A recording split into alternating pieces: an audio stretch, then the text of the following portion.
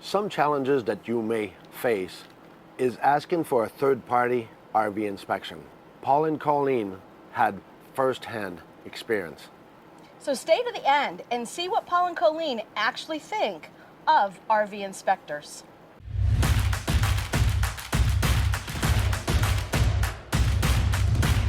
So we're here with Paul and Colleen, who are our customers, and we have a couple of questions we're going to ask them today.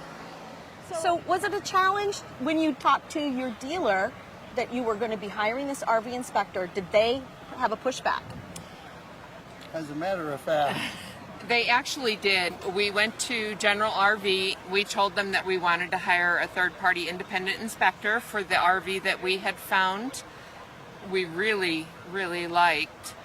And General said, absolutely not. They really didn't want a third-party inspector because all they do is come in and find things.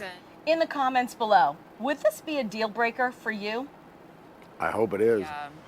They really didn't want a third-party inspector because all they do is come in and find things and make stuff up, and everything's under warranty. And Sure. That's why we supply a report of 200-300 pages, 400 to 500 pictures, 20 to 30 video, just to make shit up. everything's under warranty. And yes, they said if anything was found, we could always have it done under warranty later on, which wasn't something that we wanted to do. And So let's talk about warranty. Why do they want you to go under warranty? It's because it pays them. The minute it's a claim, they turn around to the manufacturer and claim their work. Remember that day we were at the dealership doing an RV inspection, and I was talking to a gentleman that worked there, and he specifically said to me, when I do my walkthrough with people, if I see something is broken and needs to be fixed, I say nothing. If they see it, we fix it. I said, well, what happens if they don't see it? He said, when their tires hit the curb, they come back under warranty. And I said, and then you're making money off from them and they lose their RV for weeks and months on end? And he said, yep.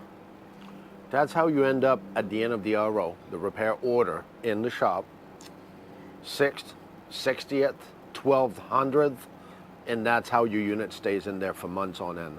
So that's what we try to protect you against.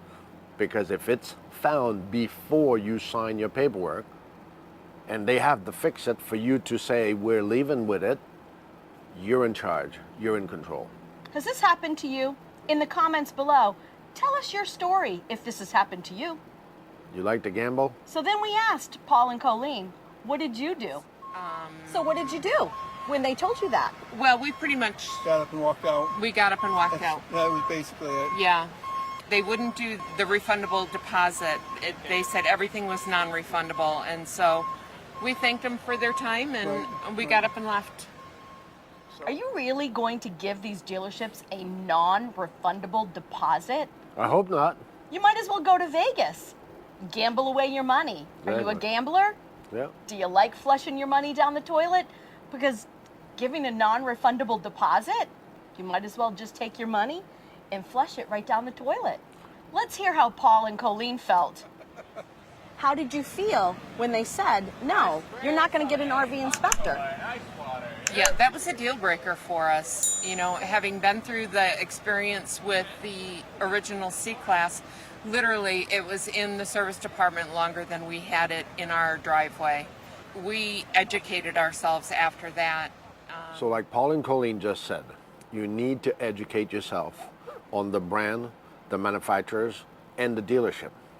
And RV inspectors. And RV inspectors. You need to do your research. You don't want your RV to be in the shop more days than you actually get to use it, right? So then what you're telling me is, to you, it was very important to hire an RV inspector. Oh, 100%. Absolutely. Yeah, absolutely. There was no way we were going to buy anything without a RV inspector. What was your main reason for wanting to hire the RV inspector? because I think I'm going to let you answer that. I think you walk into it with stars in your eyes and you don't see the things that you really should be looking for unless you're very aware of things to note. Things are missed. Like a cracked frame? like bed frame? right? Yeah. Or tiles popping. It never would have dawned on me that. We got screwed on our first one, so Yeah. sorry I couldn't resist. Absolutely. We did get screwed on our first one, and we were told, sorry, you must have gotten the runt of the litter. And, you know, when you pay $150,000, you're not paying for a runt. No, absolutely not. Colleen and Paul made it clear the necessity of having an RV inspector. Can you imagine being told you probably ended up with the runt of the litter? How would you feel? And how would you have handled that situation if this had happened to you? That is professional right there. Paul and Colleen hired us to do an inspection in Connecticut on a Super C. You know, one of those claimed pristine units. Absolutely, you do not need an RV inspector coming in. But Colleen was adamant she was having an RV inspector come in. And it's kind of a good thing. Just some of the few things we found on that pristine unit: mold, a twisted frame.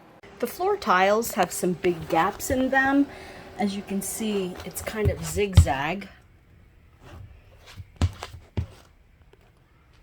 And then over by the refrigerator and at the front door. Some cracks in the walls, but it was pristine. They did not need an RV inspector. We're going to link that video above. Make yourself a favor, go watch that. See it for yourself. Having an RV inspector was important for Paul and Colleen. So let's hear from them how they searched for the RV inspector.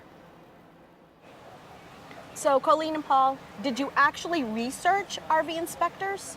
We actually did. Right. We did a lot of research online to see what was important. It was important to us that they take their time and really go over the codes well.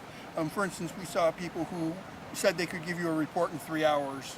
Well, you can't be thorough in 3 hours, so.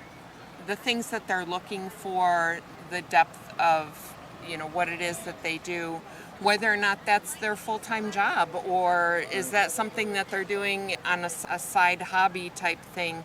Pierre and I have talked about there's doctors that you go to and then there's doctors that you don't, but they all have MD after their name.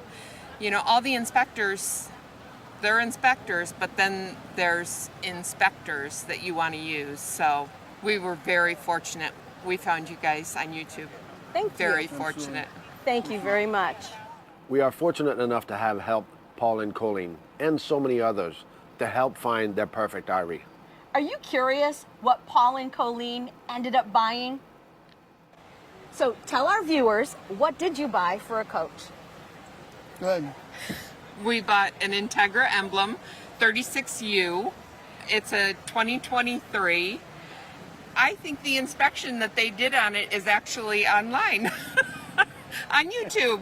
So we'll link that video above. Thank you, Paul and Colleen. Oh my This gosh, is thank you awesome. guys so much. Thank you. Thank you, thank you, thank you. We appreciate you. And truly, if you're going to buy an RV, you need to have Pierre and Laurel from Blue Ox on the Run take a look at it. They find everything. Phenomenal team. Phenomenal. So remember, and do never forget, it's not about the destination, It's all about the journey. So we're here with Pauline. How'd you like that one? That's a good one. That was really a good start. I love that. And call. Yeah. Can you imagine being told that you probably gotten the rut? How did you feel about rejection when they how did you feel about being, shit. We are fortunate enough to have We are fortunate enough to have. If you enjoy our videos, please reach down there and hit that thumbs up button and leave us a comment. If you don't know what to comment, just put C4BO, comment for Blue Ox. And thank you for watching our videos.